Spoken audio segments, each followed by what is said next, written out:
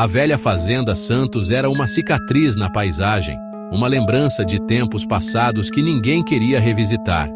Madeira desgastada, janelas quebradas e mato alto sussurravam de tempos esquecidos, como se a própria casa estivesse contando histórias de seu abandono.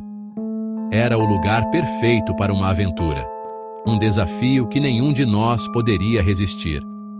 A promessa de mistério e perigo nos atraía como mariposas para a chama. Lendas se agarravam à fazenda como teias de aranha. Histórias de fantasmas e segredos enterrados que faziam nossa imaginação correr solta. Histórias de uma família perdida, de espíritos inquietos e um poço fundo e escuro que ecoava com os gritos dos mortos. Cada conto era mais aterrorizante que o anterior. Dizíamos uns aos outros que não acreditávamos, mas nossos olhos traíam o medo que sentíamos. Era um jogo de coragem e orgulho, mas algo no ar, um arrepio na nuca, dizia o contrário. A fazenda parecia viva, respirando com a névoa da manhã. João, sempre o mais corajoso, riu. Sua confiança era contagiante, mas também nos fazia questionar nossa própria bravura. Disse que fantasmas eram coisa de criança, uma invenção para assustar os fracos. Mas mesmo ele não podia esconder o leve tremor em sua voz. O sol mergulhou no horizonte, pintando o céu em tons de laranja-sangue e roxo escuro. A escuridão trouxe consigo um silêncio pesado, como se a própria noite estivesse nos observando. Entramos na fazenda.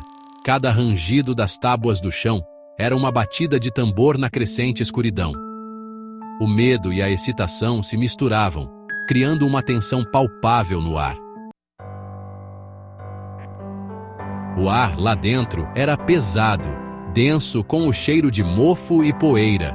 Os últimos raios de sol lutavam para penetrar na sujeira das janelas, lançando sombras longas e distorcidas pelo chão.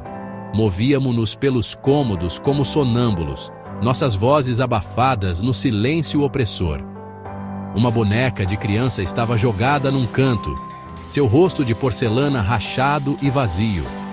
Uma cadeira de balanço balançava suavemente com a brisa que assobiava por uma vidraça quebrada. Sentíamos a presença deles ao nosso redor, invisível, mas palpável. O poço ficava no quintal, meio escondido pelo mato alto e pelos galhos esqueléticos de uma árvore morta. Uma grade de metal enferrujada cobria sua boca, presa por uma corrente grossa e um cadeado. Havia algo nele, uma aura palpável de pavor que parecia emanar das profundezas.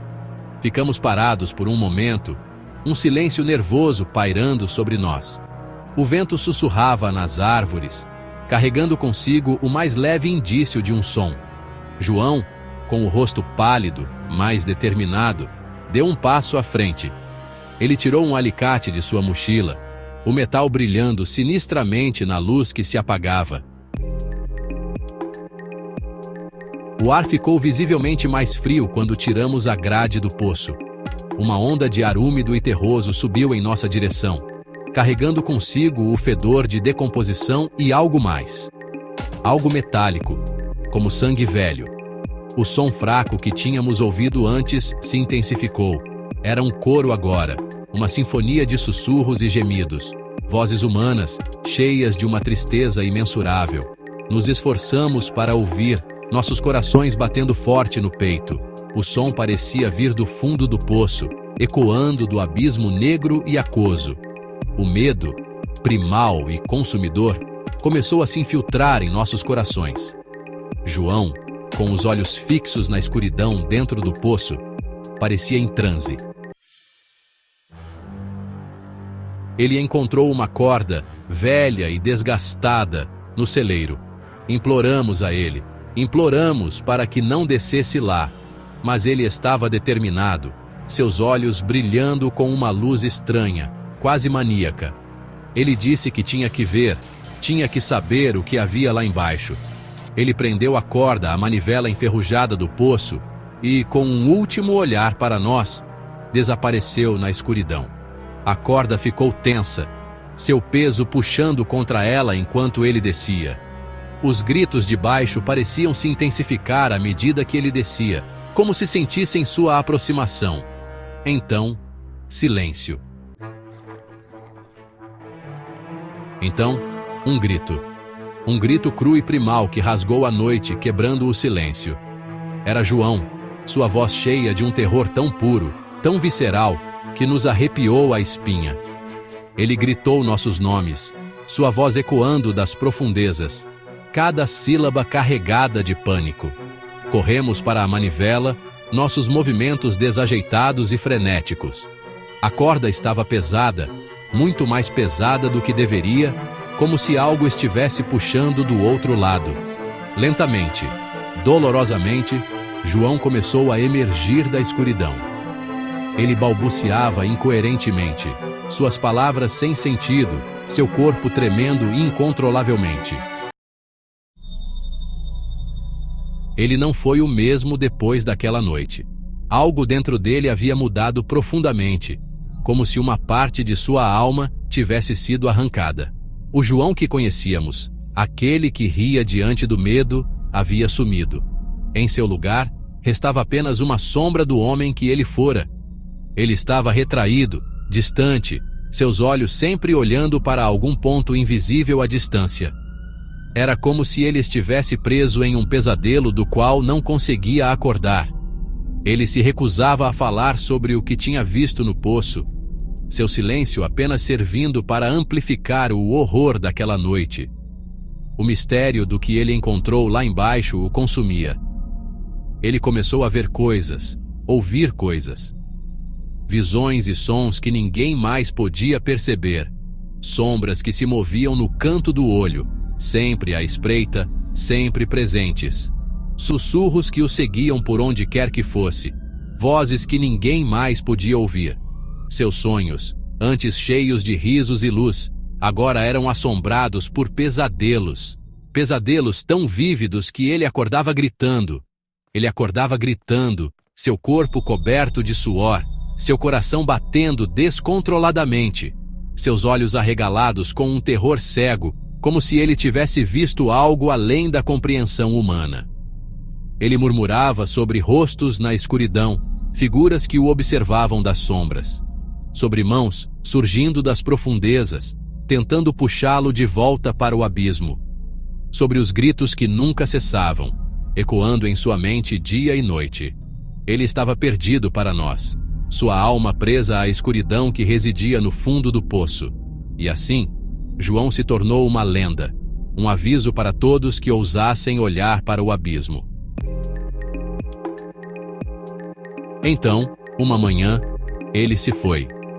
Sua cama estava vazia, seu quarto estranhamente silencioso. O silêncio era ensurdecedor, uma ausência palpável que preenchia o espaço.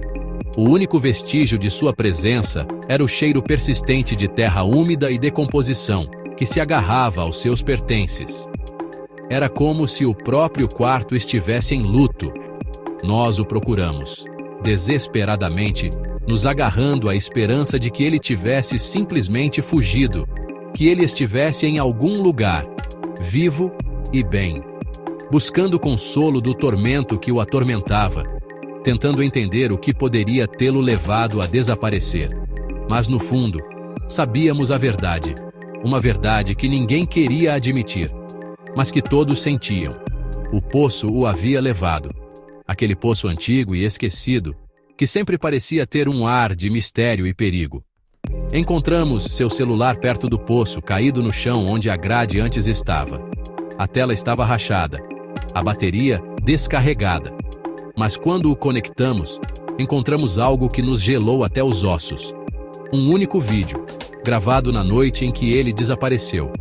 Ele estava falando com alguém, ou algo, na escuridão.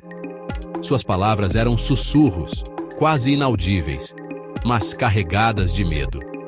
Gravado na noite em que ele desapareceu, o vídeo mostrava apenas sombras e sons inquietantes. Ele estava falando com alguém ou algo na escuridão. A sensação de pavor era tangível, como se algo estivesse prestes a emergir das sombras, ou algo na escuridão. E então, o vídeo terminava abruptamente, deixando-nos com mais perguntas do que respostas. Nunca mais voltamos para a fazenda. A lembrança daquela noite, da descida de João e seu subsequente desaparecimento, nos assombrou. Carregamos o peso disso conosco, um lembrete arrepiante da escuridão que espreitava sob a superfície do mundo. Ainda ouvimos seus gritos às vezes, ecoando no silêncio da noite. Vemos seu rosto em nossos sonhos, seus olhos implorando por libertação. E nas profundezas de nossas almas, sabemos que o poço ainda não terminou conosco.